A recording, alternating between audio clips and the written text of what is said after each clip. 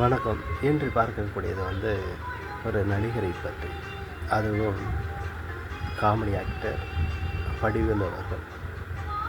சமீபத்தில் கூட நிறைய பேர் சின்ன கவுண்டரில் விஜயகாந்த் அவர்கள் தான் 4 வேட்டி சட்டையும் எடுத்து கொடுத்ததாக, ஒரு வேட்டி தான் கட்டியிருக்கிறார், அதனால் 4 வேட்டி சட்டை எடுத்து கொடுத்ததாக பல்வேறு விதனர் எல்லாருமே அதை சொல்லி வந்தனர்.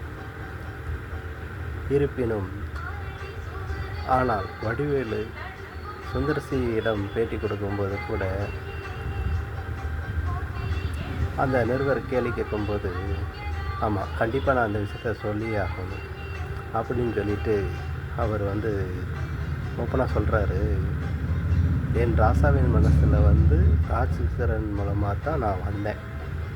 அந்த திரையுலகத்தில் நல்ல எனக்கு அவர் ஆஃபீஸ்லேயே எனக்கு தங்கிறதுக்கு இடம் கொடுத்தாரு, நல்ல என்னை கவனிச்சுக்கிட்டாரு, என்னையை பார்த்துக்கிட்டார். இடையில யாராமல் சொல்கிறாங்க வேட்டி சட்டை கொடுத்தாங்கன்னு, நான் என்ன அம்மனம்மாவை வந்தேன் அப்படிங்கிற மாதிரி ஓப்பனாகவே பேசியிருக்காரு. இது ஒரு பாயிண்ட்டு ஒன்று. அடுத்தபடியாக ஆமாம் அந்த மாதிரியும் பேசியிருக்காரு, ஓப்பனாகவே பேசியிருக்காரு. நடிகர் சரத்குமார் சார் கூட இடையில ஒரு பேட்டியில் கூட சொல்லியிருந்தார், விஜயகாந்துக்கும் வடிவேலுக்கும் உள்ள பிரச்சனை ஒரு சின்ன ஒரு கார் பார்க்கிங் பிரச்சனை தான், அதன் மூலம் நான் பெரியவனா நீ பெரியவனா அப்படிங்கிற பார்க்கும்போது அதில் ஒரு பிரச்சனை தான் இந்த அளவுக்கு காரணம் அப்படி என்று சரத்குமார் தரப்பில் இருந்து சொன்னார். ரெண்டாவது, நான் வடிவேலுக்கு நான் சப்போர்ட் பண்ணலை, அதாவது நான் ஒரு வேளை அவர் இறந்த அன்னைக்கு கூட அவர் வந்திருந்தால் அங்கே ஏதாவது பிரச்சனைகள் நடந்திருக்கும், அவரை அடிச்சிருப்பாங்க வச்சுருப்பாங்க, அந்த பயத்தில் கூட வராமல் இருந்திருக்கலாம், வீட்டில் தேம்பி அழுதுருக்கலாம். ஆனால் இப்படியெல்லாம் கற்பனையாக சொல்வது சரியில்லை. நான் ஏன் சொல்கிறேன் என்றால், உதாரணத்திற்கு இன்னொரு பேட்டியில்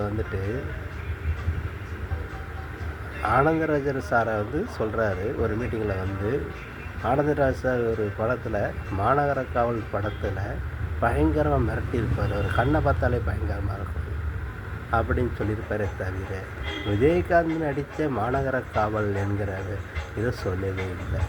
ஏன் இதையெல்லாம் வைத்து பார்க்கும்போது இந்த விஜயகாந்த் என்கிற வார்த்தையே இவர் பக்கம் வரவில்லை.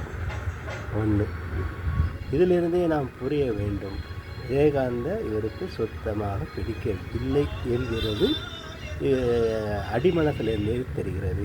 ஆனால் சரத்குமார் அவர்கள் சொல்லியிருப்பது வீட்டில் அழுதிருக்கலாம் அப்படின்னு சொல்கிறது இது ஒரு கற்பனையாகத்தான் இருக்கும். ஏன் என்றால் இவர் இப்படியெல்லாம் பேசிக்கொண்டு செய்யும்போது எப்படி அழுதிருப்பார்? ஆக எந்த ஒரு மீட்டிங்கிலுமே அவரை பற்றி கேள்வி கேட்டாலே பதிலும் இல்லை. இவராகவும் சின்ன கவுண்டர் மூலமாக தான் எனக்கு வாய்ப்புகள் நிறைய வந்துச்சு அப்படி எதுவும் சொல்லவில்லை. தேவர் மகன் மூலமாக கமலஹாசன் வச்சு நல்லா வந்தேன் அப்படிங்கிற ஒரு வார்த்தையும் சொல்லியிருக்காரு. ஆக சின்ன கவுண்டர் படத்தில் வடிவேலோட ஆவி தான் நடிச்சிருக்கே தவிர வடிவேல் நடிக்கவில்லை. அதைத்தான் இது அதிகாரப்பூர்வமாக தெரிகிறது. ஏனென்றால் சின்ன கவுண்டர் படத்தின் மூலமாக எந்த ஒரு இதுவுமே நான் பெறவில்லைங்கிற மாதிரி தான் அர்த்தம் விஜயகாந்தை வைத்து. அப்போ வடிவேலு நடிக்கவில்லை சின்ன கவுண்டரில் அப்படி என்று எடுத்துக்கொள்ளுங்கள். ஆக அப்படி சொல்லிக்கொண்டு நெல்லை மாவட்டத்திலிருந்து வாசனை போட்ட சார்பாக இதை குத்தி காமிப்பதற்காக அல்ல, இதை மீண்டும் மீண்டும் இதை சொல்ல வேண்டாம் என்கிறதுக்காகத்தான் இந்த முற்றுப்புள்ளியை தவிர அவரை குறை சொல்ல என்கிறதுக்காக அல்ல. இதை மக்களுக்கு தெரிவிக்கணும். நாம் சொல்கிறோம், எல்லாரும் சொல்கிறாங்க அது செஞ்சாருன்ட்டு, ஆனால் அதுக்கு சாட்சி இருக்குதா அப்படிங்கிறது வடிவேலு கேட்காரு. இதுதான் அதுக்கு பதில். ஆக அப்போ சின்ன கவுண்டர் படத்தில் வடிவேல் நடிக்கலை, வடிவேலுடைய ஆவிகளோ வடிவேல் மாதிரி இருக்கிற நபரோ தான் நடிச்சிருக்காரு இல்லையா? அப்படித்தான் நாம் எடுத்துக்கொள்ள வேண்டும் என்று சொல்லிக்கொண்டு இனிமேல் இந்த சர்ச்சையான பேச்சுக்கு முற்றுப்புள்ளி வையுங்கள். நன்றி.